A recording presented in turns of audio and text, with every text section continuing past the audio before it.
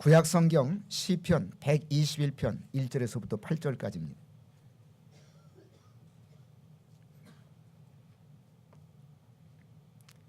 시편 121편 1절에서부터 8절까지 한 절씩 교독하시겠습니다.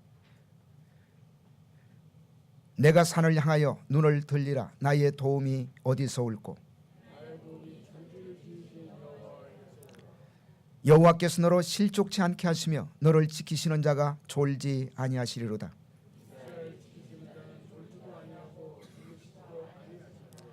여호와는 너를 지키시는 자라. 여호와께서 내 우편에서 내 그늘이 되시나니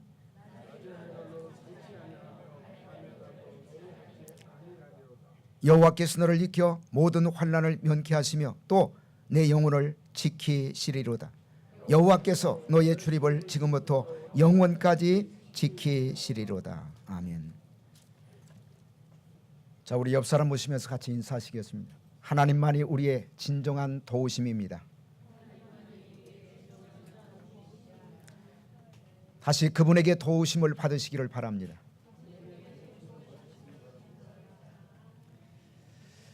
오늘 우리는 시편 121편을 읽었습니다마는 이 시편 121편은 성전에 올라가는 노래 혹은 순례자들의 노래라는 별명을 가지고 있는 시입니다. 옛날 이스라엘의 순례자들은 그들이 반드시 1년에 지켜야 되는 세 번의 절기, 유월절, 맥추절 그리고 장막절 같은 절기가 돌아오면 가족들을 데리고 예루살렘에 모여듭니다. 순례객들이 절기를 지키기 위해서 예루살렘에 들어오면서 마지막으로 통과해야 되는 지점이 바로 유대 사막입니다. 주디아 데저트라고 불리워지는 이 유대 사막을 통과해야만 그들은 예루살렘 도성으로 올라갈 수가 있었습니다. 성사학자들은 아마도 순례객들이 마지막 난관이라고 얘기할 수 있는 이 유대 사막의 뜨거운 열기를 참고 견디면서 이제 조금 있으면 예루살렘 성에 도달한다고 하는 기쁨을 가지고 이 시편 121편의 노래를 불렀을 것이라고 추정을 합니다. 유대 사막을 지나가면서 불렀던 이 노래, 그 당시 순례자들에게 이 노래는 얼마나 큰 위로와 그리고 힘이 되었을까요? 그러나 오늘 이 시대를 살아가고 있는 하나님의 백성들인 저와 여러분들도 순례자들이라는 사실을 아십니까? 우리가 예수 그리스도를 구주와 주님으로 영접하는 그 순간 우리는 하나님 나라의 시민이 됩니다. 뿐만 아니라 하나님 나라가 우리가 가야 될 영원한 나라라면 우리는 이 땅에서 잠시 순례의 길을 행하고 있는 것입니다. 그런데 문제는 우리가 걸어가는 이 순례의 길에 어려움이 언제든지 찾아올 수가 있다는 사실입니다. 특별히 인생길에서 열사의 태양이 내려쪼이는 그런 고통스러운 사막길을 걸어갈 때 우리가 부를 수 있는 노래, 이 위로의 노래, 이 순례자의 노래가 바로 우리가 읽었던 시편 121편입니다. 저는 이 시편 121편의 내용이 우리가 걸어가는 인생의 순례길에 힘이 되고 소망이 되고 기쁨이 될 수 있기를 주의 이름으로 축복합니다. 그렇다면 우리의 인생길이 힘들고 어려워질 때, 우리가 인생의 고통스러운 사막길을 걸어갈 때 우리가 해야 할 일은 도대체 무엇일까요? 첫째로 기도로 하나님의 도우심을 구해야 됩니다. 기도로 하나님의 도우심을 구해야 됩니다. 삶이 힘들고 어려워질 때, 또 삶의 곤고함을 느낄 때 우리는 종종 산을 찾고 싶어지는 때가 있습니다. 우리가 찾은 산자락의 어느 모퉁이에서 우리는 자연의 품에 안겨 안식을 느낄 수가 있고 그리고 어느 정도 회복을 경험할 수가 있습니다. 오늘 이 시편의 순례자도 같은 심정이었을 것입니다. 그들은 유대 사막을 지나서 이제 시온의 언덕이 그들의 눈앞에 들어오기 시작했을 때 그 산들이 여기저기 그들의 눈에 보였을 것입니다. 또 시온에 성전이 있었기 때문에 성전산과 또 맞은편에 있는 감람산이 그들의 눈에 들어왔을 것입니다. 그들은 산을 보았을 때 산을 바라보는 그 자체만으로도 그들에게 어떤 희망이었고 그리고 그 산은 기쁨이었고 그리고 즐거움이었을 것입니다. 그러나 오늘 본문을 기록하고 있는 이 순례자가 마침내 깨달은 진리가 있습니다. 그것은 도움은 그 산 자체에게 오는 것이 아니라 바로 그 산을 지으신 여호와 하나님에게서 도움이 온다는 사실입니다. 자, 오늘 본문 1절과 2절 같이 한번 읽겠습니다. 자, 시편 121편 1절과 2절 말씀. 자, 시작. 내가 산을 향하여 눈을 들리라. 나의 도움이 어디서 올꼬? 나의 도움이 천지를 지으신 여호와에게서로다. 내가 산을 향하여 눈을 들리라. 나의 도움이 어디서 올꼬? 그 다음이 중요하죠. 나의 도움이 산을 통해서 오는 것이 아니라, 나의 도움이 자연을 통해서 오는 것이 아니라 천지를 지으신 하나님 여호와에게서 도움이 온다고 그는 고백하고 있습니다. 대부분의 사람들은 자연에 압도되면 그 자연을 숭배하고 싶은 그런 마음의 본능적인 충동을 느낍니다. 여러분, 오늘 이 시대에 가장 강력한 자연 숭배자들이 있다면 그들은 바로 뉴 에이지 운동가들이라고 얘기할 수가 있습니다. 뉴 에이지 운동에는 여러 가지 많은 사상들이 있지만 그 사상의 가장 중요한 핵심은 자연을 신으로 섬기는 것입니다. 우리는 하나님이 창조하신 자연을 소중하게 생각해야 됩니다. 그리고 자연을 사랑하고 자연을 찬미하는 것은 아름다운 일입니다. 또 자연을 잘 관리하는 것도 우리들이 마땅히 해야 될 청지기적인 사명이라고 생각합니다. 그러나 그럼에도 불구하고 우리는 자연을 숭배하는 사람이 되어서는 안 돼요. 우리가 자연을 아끼고 사랑하고 그리고 자연을 찬미하는 사람은 될 수가 있지만 자연을 숭배하는 사람이 되어서는 안 된다는 사실입니다. 신론 가운데 소위 범신론이라고 하는 그런 이론이 있습니다. 여러분, 범신론의 가장 중요한 특징은 창조주와 자연을 혼동하는 것입니다. 피조물을 창조주로 착각하는 것입니다. 우리가 자연이 아름다운 나머지 자연을 예찬하고 자연을 사랑하는 것은 좋지만 자연을 숭배하게 되면 여러분, 자연이 바로 하나님이 됩니다. 자연이 신이 됩니다. 그것은 그 자연을 창조하신 하나님을 망각한 채 창조주로 착각하는 일종의 우상 숭배의 죄악을 범하게 되는 것입니다. 바울 사도는 로마서 1장에서 이것이 바로 타락한 인간의 본성 안에 자리 잡고 있는 하나의 경향이라고 말씀하고 있습니다. 자, 로마서 1장 20절에서 23절까지 우리 같이 한번 읽도록 하겠습니다.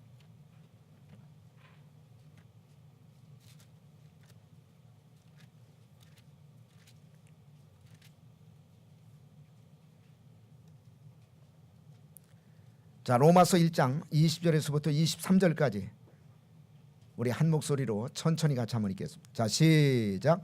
창세로부터 그의 보이지 아니하는 것들 곧 그의 영원하신 능력과 신성이 그 만드신 만물에 분명히 보여 알게 되나니 그러므로 저희가 핑계치 못할지니 하나님을 알되 하나님으로 영화롭게도 아니하며 감사치도 아니하고 오히려 그 생각이 허망해지며 미련한 마음이 어두워졌나니 스스로 지혜 있다 하나 우준하게 되어 썩어지지 아니할 하나님의 영광을 썩어질 사람과 금수와 버러지의 형상의 우상으로 바뀌었느니라.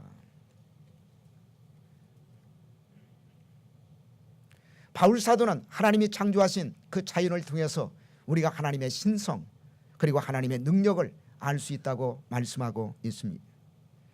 그러므로 우리가 이 땅에서의 생애를 마치고 하나님 앞에 섰을 때 하나님, 우리는 하나님을 알만한 증거가 없었기 때문에 하나님을 믿지 못했습니다. 이렇게 핑계하지 못한다고 말씀하고 있는 것입니다. 왜냐하면 우리가 살고 있는 이 자연 속에서 우리는 하나님의 신성을 느낄 수가 있고 하나님의 능력을 발견할 수가 있기 때문입니다. 그러나 대부분의 타락한 사람들은 자연을 통해서 그 자연을 창조하신 하나님을 찬양하고 그리고 하나님을 섬기기보다는 23절에 있는 말씀처럼 하나님의 영광을 금수와 버러지의 형상의 우상으로 섬기고 있다는 사실입니다. 그래서 어떤 사람들은 자연을 섬기는 사람들이 있어요. 자연을 신처럼 숭배하는 사람들이 있습니다. 그리고 자연 속에 있는 어떤 동물이라든지 혹은 특정한 물건을 신처럼 섬기는 모습을 우리가 종종 찾아볼 수가 있는 것입니다. 여러분, 그것은 창조주와 피조물을 혼동하는 우상 숭배의 죄악이라는 얘기예요. 그러나 오늘 시편 기자는 산이 아름답고 하나님이 창조하신 산이 우리에게 힘을 주는 것은 사실이지만 나의 진정한 도움은 저 산에서 오는 것이 아니라 누구에게서 온다고요? 그 산을 창조하신 여호와 하나님에게서 도움이 온다고 고백하고 있습니다. 다시 말씀을 드리면 창조주 하나님만이 우리의 완벽한 도움 그리고 우리의 완벽한 구원자가 되실 수가 있다는 사실입니다.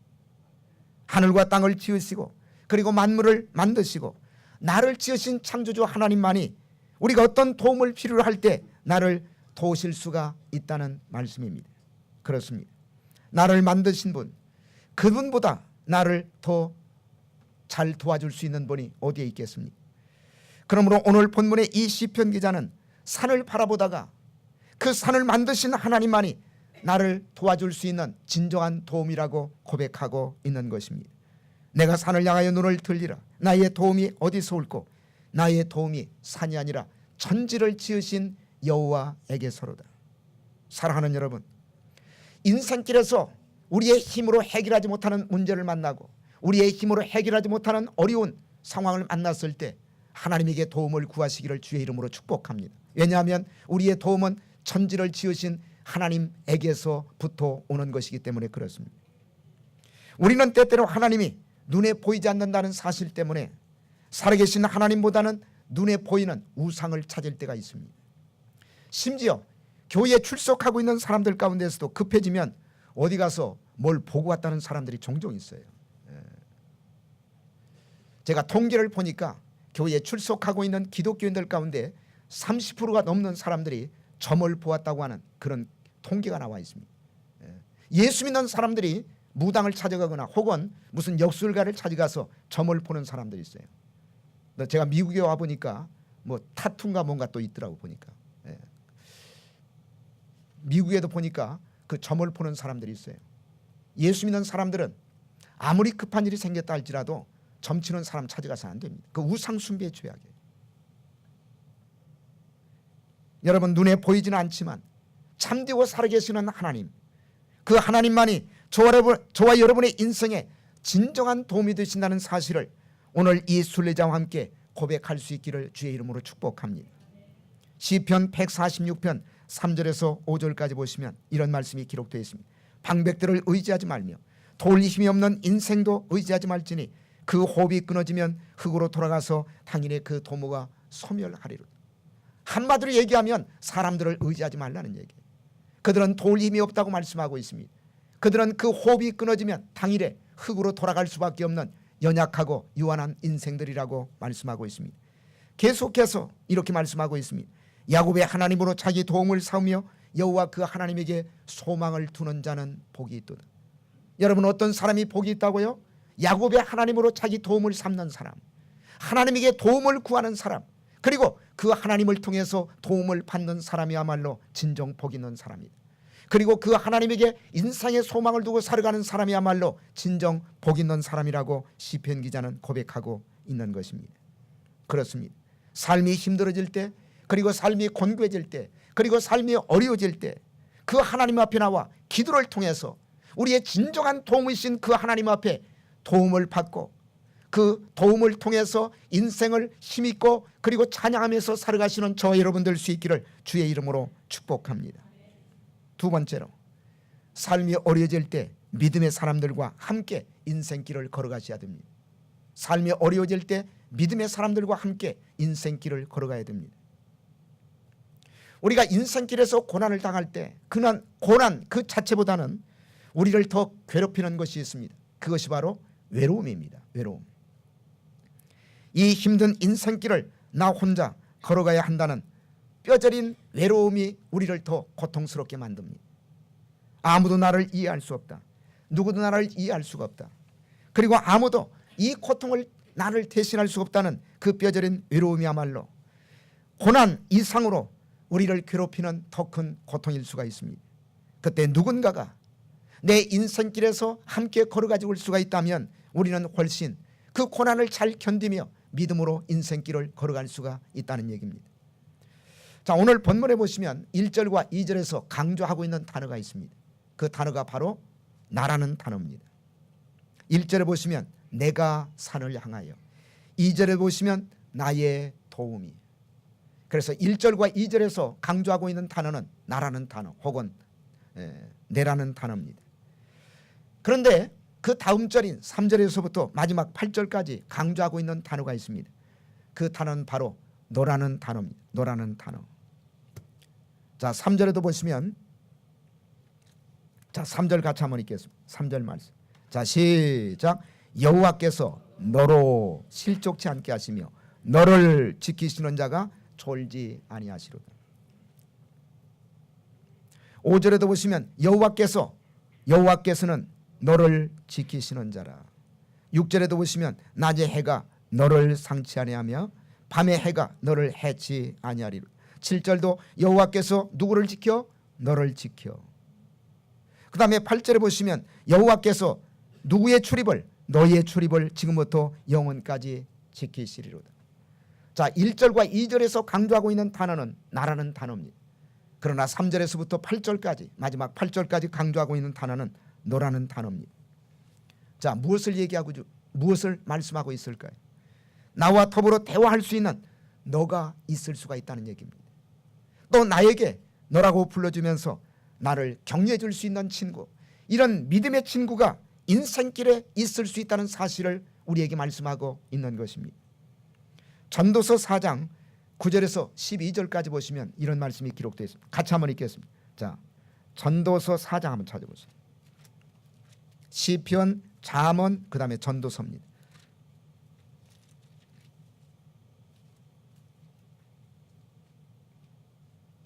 자, 9절에서부터 12절까지 같이 한번 읽겠습니다. 자, 같이 읽겠습니다. 시작. 두 사람이 한 사람보다 나으면 저희의 수고함으로 좋은 상을 얻을 것이라. 혹시 저희가 넘어지면 하나가 그 동물을 붙들어 일으키려니와 홀로 있어 넘어지고 붙들어 일으킬 자가 없는 자에게는 화가 있으리라. 두 사람이 함께 놓으면 따뜻하거니와 한 사람이면 어찌 따뜻하랴. 한 사람이면 패하겠거니와 두 사람이면 능히 당하나니 삼겹줄은 쉽게 끊어지지 아니하느니라. 여러분, 인생길을 홀로 걸어가는 사람보다 함께 걸어가 줄 수 있는 믿음의 친구가 있는 사람, 혹은 믿음의 동역자가 있는 사람들은 그 축복받은 사람이라는 얘기예요. 두 사람이 한 사람보다 나으면 저희가 수고함으로 좋은 상을 얻을 것이므로 혹시 저희가 넘어질지라도 하나가 그 동물을 붙들어 일으키려니와 홀로 있어 넘어지고 붙들어 일으킬 자가 없는 자에게는 화가 있으리로. 내가 넘어진다 할지라도 여러분, 내 옆에 내 인생길에 동행할 수 있는 믿음의 친구가 있다면 나를 붙들어 일으켜 줄 수가 있다는 얘기. 그런데 그런 친구가 없다면 내가 넘어졌을 때 누가 나를 붙들어 일으켜 줄 수가 있겠습니까? 두 사람이 함께 누우면 따뜻하려니와 한 사람이면 어찌 따뜻하리야. 12절을 보시면 한 사람이면 어떻게 된다고요? 패하겠거니와. 한 사람이면 패하겠거니와. 그 다음에 두 사람이면 능히 당하나니, 승리한다 그 얘기. 자기밖에 없는 사람은 인생길에서, 인생의 싸움에서 패할 수밖에 없다. 그러나 만약 믿음의 친구를 사귀고 그 믿음의 친구가 손을 붙들고 같이 걸어가 줄 수 있는 사람이 있다면 인생의 싸움에서 승리할 수가 있다고 말씀하고 있는 것입니다. 여러분, 사람 인자를 한번 생각해 보세요. 사람 인자는 하나와 그 다음에 또 하나가 이렇게 받치고 있지 않습니까? 우리 한자에 보시면, 그래서 사람 인자는 이게 두 개가 서로 받치고 있어요. 그 얘기는 무슨 얘기입니까? 인간은 홀로 살아갈 수가 없다는 얘기예요. 인간은 절대 혼자서는 살아갈 수가 없다. 사랑하는 여러분, 내 인생길에서 함께할 수 있는 한 사람, 이 한 사람을 소유한다고 하는 것이 얼마나 중요한 축복입니까? 내 마음을 털어놓고 얘기할 수 있는 사람, 내 인생의 모든 이야기를 함께 나눌 수 있는 사람, 그리고 함께 내 인생의 미래를 꿈꿀 수 있는 사람이 내 곁에 있다면 얼마나 커다란 축복일까요? 저는 그래서 인생의 순례길에서 친구의 선택처럼 중요한 일은 없다고 생각합니다. 그리고 그런 의미에서 본다면 여러분, 부부도 사실은 친구입니다. 인생의 동반자요. 그리고 인생길을 함께 걸어가는 특별한 친구라고 말씀을 드릴 수가 있을 것입니다. 그래서 목사님들이 결혼식에서 주례사를 할 때 보통 이런 주례사를 할 때가 종종 있지 않습니까? 부부가 함께 인생길을 걸어가므로 이제부터 슬픔은 반으로 줄어들고 그리고 기쁨은 배나 더할 것입니다. 부부가 함께 인생길을 걸어가므로 이제부터 뭐는 반으로 줄어들고 슬픔은 반으로 줄어들고 그 다음에 뭐는 배가 더할 것이라고요? 기쁨은 배나 더할 것입니다. 여러분, 저는 그것이 바로 부부의 축복이라고 생각합니다. 부부가 정말 마음으로 함께하는 친구가 될 수가 있을 때 함께한다는 사실 때문에 고통은 반으로 줄어들고 기쁨은 배나 늘어나게 될 것입니다. 사랑하는 여러분, 진정한 친구가 누굴까요? 저는 오늘 이 시간 시편을 통해서 진정한 친구의 자격이 있다면 이런 세 가지 자격을 갖춘 사람이야말로 진정한 친구라고 생각합니다. 첫째로, 내가 실족하여 넘어질 때 나를 비판하지 않고 일으켜줄 수 있는 사람, 그게 진정한 친구예요. 어떤 사람은 보면 내가 실족해서 넘어졌을 때 더 짓밟는 사람이 있어요. 친구라고 얘기하는 사람, 더 공격하는 사람이 있습니다. 그런데 진정한 친구는 뭐냐? 내가 실족해서 넘어졌을 때 나를 비판하지 않고 손을 내밀어 나를 일으켜 세울 수 있는 사람, 그게 진정한 친구입니다. 그 다음에 두 번째는 내가 필요로 할 때 내 곁에 있어줄 수 있는 사람. 여러분, 진정한 친구는 정말 내가 필요로 할 때, 내가 도움이 필요로 할 때, 내가 어려울 때 내 곁에 있어주는 사람이에요. 어떤 사람은 보면 삶이 어려워지면 내 곁을 떠납니다. 그리고 내가 잘 되면 그때 다가와요. 그건 진정한 친구 아니에요.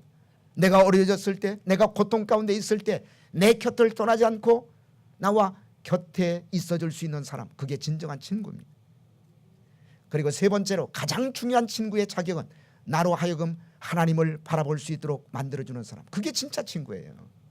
그냥 단순히 인간적으로 위로하고 어려울 때 내 곁에 있는 친구도 중요하지만, 여러분, 내 삶에 어려움이 찾아오고 내가 방향 감각을 상실했을 때 나로 하여금 살아계신 하나님을 바라볼 수 있도록 만들어줄 수 있는 친구, 이런 믿음의 친구가 있다면 그 사람은 얼마나 축복을 받은 사람일까. 이런 믿음의 친구가 있는 사람들은 아무리 삶이 힘들고 어려워진다 할지라도 믿음으로 인생길을 참고 견디며 당당하게 걸어가게 될 줄로 믿습니다. 저는 이 시편의 순례자는 그런 행복한 순례자였다고 생각합니다. 그에게는 이런 인생길을, 고독한 인생길을 함께 걸어가 줄 수 있는 친구가 있었던 것입니다. 그러나 여러분, 만약 우리에게 그런 친구 없다 할지라도 성경은 우리에게 완벽한 친구 한 분이 있다고 소개를 하고 있습니다. 그분이 누굴까요? 그분이 바로 예수님입니다. 예수님은 바로 우리의 친구이십니다. 자, 요한복음 5장 한번 찾아보세요. 15장.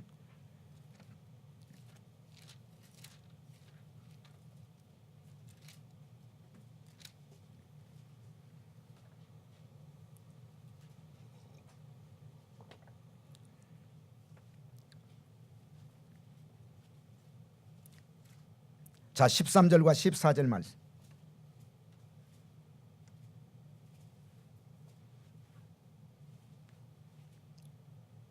자, 15절까지 같이 한번 읽겠습니다. 자, 시작. 사람이 친구를 위하여 자기 목숨을 버리면 이에서 더 큰 사랑이 없나니 너희가 나의 명하는 대로 행하면 곧 나의 뭐라고요? 친구라. 자, 15절. 이제부터는 너희를 종이라 하지 아니하리니 종은 주인이 하는 것을 알지 못함이라. 너희를 친구라 하였노니 내가 내 아버지께 들은 것을 다 너희에게 알게 하였음이니라. 여러분, 진정한 친구, 그리고 가장 위대한 친구는 친구를 위해서 목숨까지 버릴 수 있는 친구예요. 사실 우리 주변에 아무리 좋은 친구가 있다 할지라도 여러분, 친구를 위해서 목숨까지 버릴 수 있는 친구가 있을까요? 저는 별로 없을 것이라고 생각해요. 그런데 성경에 보시면 그런 친구가 우리에게 있다고 말씀하고 있습니다. 그분이 바로 예수 그리스도이십니다. 그분은 우리를 위해서 십자가에서 목숨까지 버리신 친구예요. 우리를 위해서 자기의 목숨까지 아낌없이 내어 버리신 친구, 그분이 바로 예수 그리스도이십니다.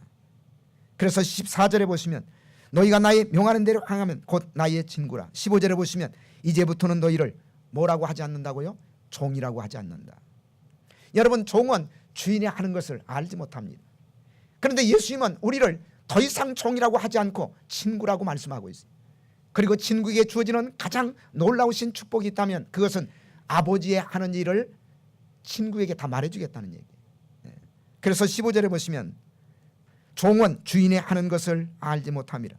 너희를 친구라 하였노니 내가 내 아버지께 들은 것을 다 너희에게 알게 하였습니다. 우리가 만약 예수님의 친구라면 우리는 그분을 통해서 하늘 아버지가 하시려는 모든 계획, 하늘 아버지의 그 모든 뜻을 예수님이신 친구를 통해서 알 수 있다고 말씀하고 있는 것입니다. 우리에게는 이런 좋은 친구가 있어요. 설령 우리 주변에 믿음의 친구가 없다 할지라도, 내 인생길에 나와 함께 동행할 수 있는 친구가 없다 할지라도 여러분 절망하지 마십시오. 성경은 우리에게 완벽한 친구, 그분이 바로 예수 그리스도라고 소개하고 있는 것입니다. 그분은 우리 인생길을 같이 동행할 수 있는 친구입니다. 같이 동행할 수 있는 친구예요. 요한복음 20장 마태복음 28장 20절에 보시면 이런 말씀이 있습니다. 내가 세상 끝날까지 너희와 항상 함께 있으리라 하시니라. 여러분 이 말씀을 믿습니까? 내가 세상 끝날까지 너희와 항상 함께 있으리라. 친구 되시는 그 예수님은 내가 예수 믿고 하나님의 자녀가 되는 그 순간 그분은 나의 구원자도 되시지만 그분은 나의 친구가 되어서 그때부터 내 인생길에 항상 함께 있을 것이라고 약속하고 있는 것입니다. 그리고 내가 인생을 마치고 이 땅에서의 삶을 마치고 내가 죽음의 강을 건너가는 그 순간 그분은 내 손을 붙들고 죽음의 강을 건너서 천국까지 우리를 인도할 수 있는 유일한 친구예요. 여러분 부모도 내가 죽음의 강을 건너갈 때 나와 같이 동행할 수가 없어요. 나의 사랑하는 아내도, 내 사랑하는 남편도, 내 사랑하는 자녀도 내가 죽음의 강을 홀로 건너갈 때 나와 같이 동행할 수가 없습니다. 그런데 유일하게 내가 죽음의 강을 건너갈 때 내 손을 붙들고 그 죽음의 강을 함께 동행할 수 있는 친구, 그리고 천국문에 그리고 천국 안으로 우리를 인도할 수 있는 친구, 그분이 바로 예수 그리스도라고 성경은 말씀하고 있는 것입니다. 여러분 그리스도를 친구로 삼으시기를 바랍니다. 그리고 그분하고 상의하시기를 바랍니다. 어려울 때 그분에게 도움을 구하시기를 바랍니다. 그리고 그분에게 물어보세요.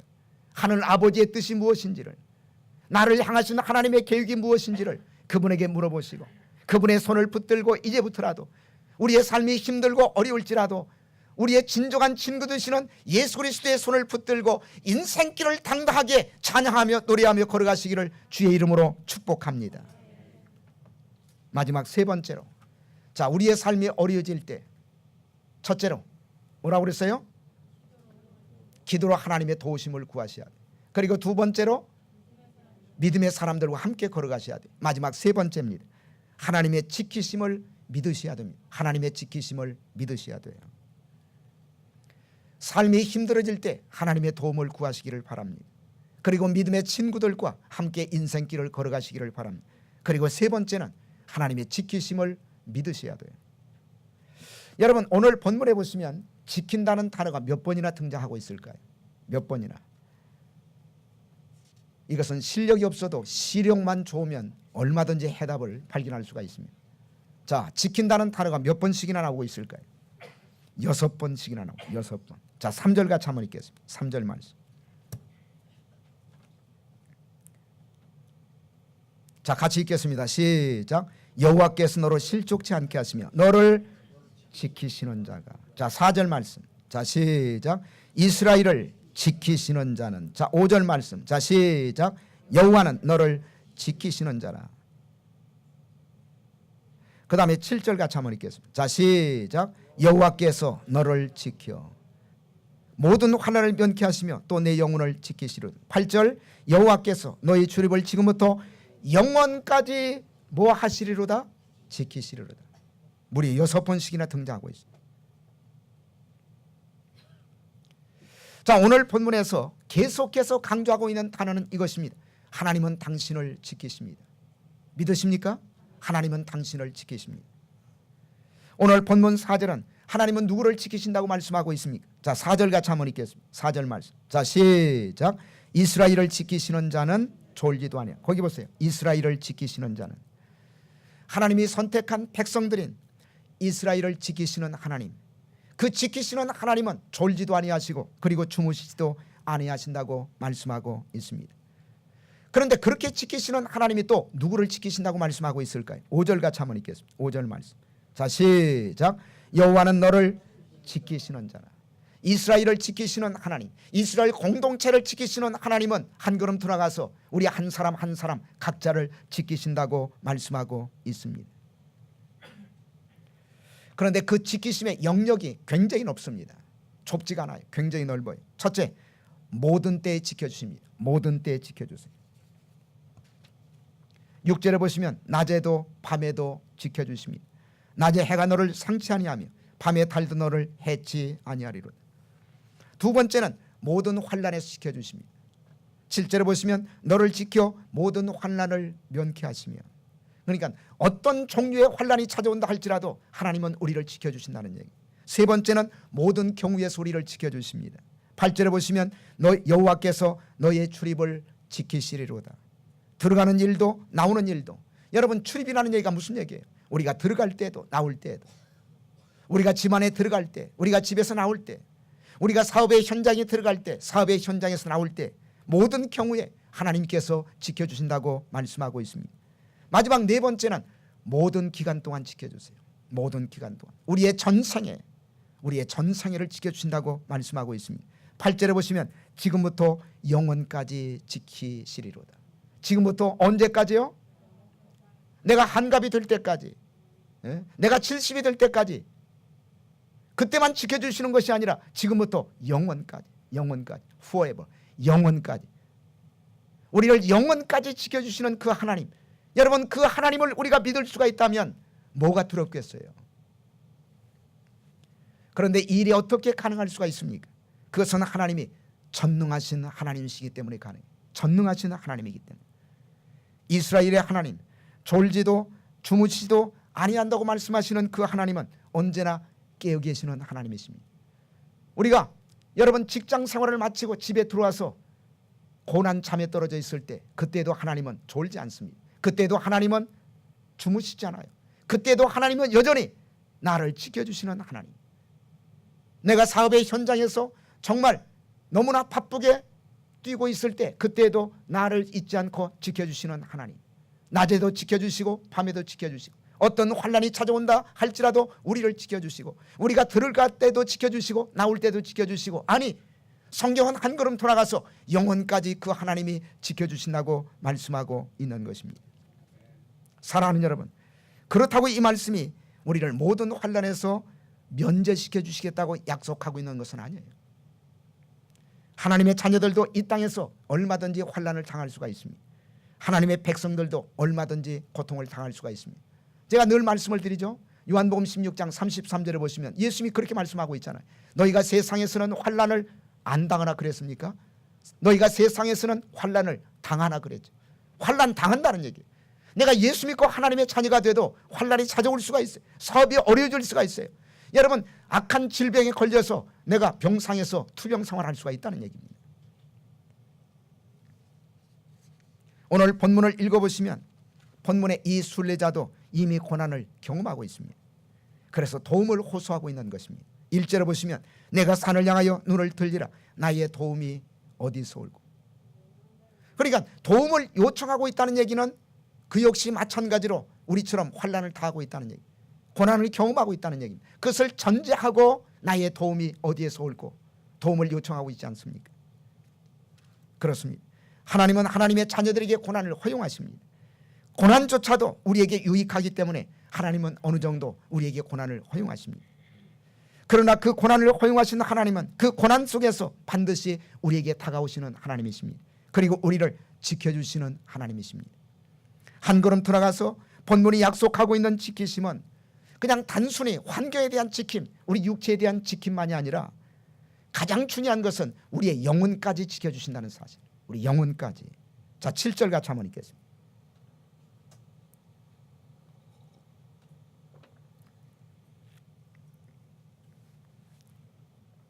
자, 7절 같이 한번 읽겠습니다. 자, 시작. 여호와께서 너를 지켜 모든 환난을 면케 하시며 또 뭐를 지키신다고요? 내 영혼을 지키시리로다. 하나님은 우리의 육체만 지키시는 분이, 하나님은 우리가 살아가고 있는 환경만 지키시는 분이 아니에요. 하나님은 우리의 영혼까지 지켜주시는 분. 때때로 하나님은 우리의 육체 가운데 고통을 허용하시는 이유, 육체의 질병을 허용하시는 이유, 그것은 그 환난과 고통을 통해서 내 영혼을 순결하고 아름답게 빚어 만들기 위해서 하나님께서 우리에게 고난을 허용하실 수가 있습니다. 그러나 허용되는 고난 속에서도 하나님은 절대로 포기하지 않는 것이 있어요. 우리의 영혼만큼은 하나님이 지켜주십니다. 내 영혼이 순결하도록, 내 영혼이 하나님 앞에서 아름다운 빛을 발하도록 그리고 내 영혼이 하나님 앞에서 아름다운 영혼으로 빚어 만들어질 수 있도록 환난을 허용하시고 환난 가운데서 내 영혼을 지켜주시는 하나님, 그 하나님을 부르는 자들은 인생의 순례길에서 어둠과 고통에도 불구하고 노래하는 자들이 될 수 있다는 사실을 믿으시기를 주의 이름으로 축복합니다. 여러분, 스페인 격언에 이런 이야기가 있습니다. 돌들이 많은 시내가 아름다운 노래를 만든다. 돌들이 많은 시내가 아름다운 노래를 만든다. 여러분, 시냇가를 찾아갔을 때 돌들이 없으면 노래소리도 없어요. 그냥 물 흐르는 소리가 조용하게 들립니다. 그러나 어떤 시냇가를 가보면 많은 돌들이 있습니다. 많은 돌들이 있으면 물이 흘러가면서 부딪혀요. 아픔을 경험합니다. 고통을 경험합니다. 여러분, 그러나 그 부딪힘을 통해서 아픔을 경험하면서 그 물들이 뭐를 만드는 줄 아세요? 노래를 만들어요. 노래를. 아름다운 노래를 만듭니다. 마찬가지로 때로는 역경이, 우리를 힘들게 하는 고통이 우리에게 아름다운 영혼을 선물할 수가 있습니다. 우리의 인생을 아름답게 빚어 만들 수가 있다는 얘기입니다.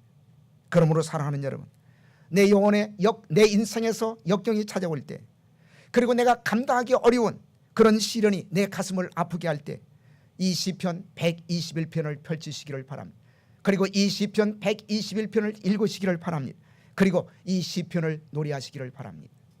그리고 이 시편의 주인이신 하나님이 주시는 넉넉한 도움을 기도를 통해서 받으시고, 삶이 힘들고 어렵다 할지라도 고독한 인생길을 절망하거나 원망하지 말고 노래하며 찬양하며 걸어갈 수 있는 주의 자녀가 될 수 있기를 주님의 이름으로 축복합니다. 기도하시겠습니다.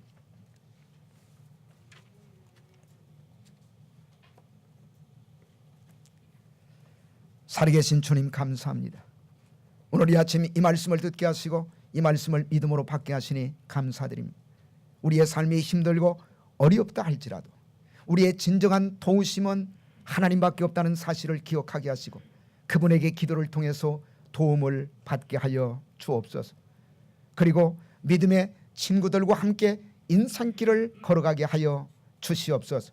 그리고 하나님께서 반드시 나를 지켜주신다는 믿음을 가지고 이 고독한 인생길, 이 쓸쓸한 인생길을 노래하며 찬양하며 걸어갈 수 있는 순례자들이 될 수 있도록 도와 주시옵소서. 예수님의 이름 받들어 감사하며 기도드리옵나이다.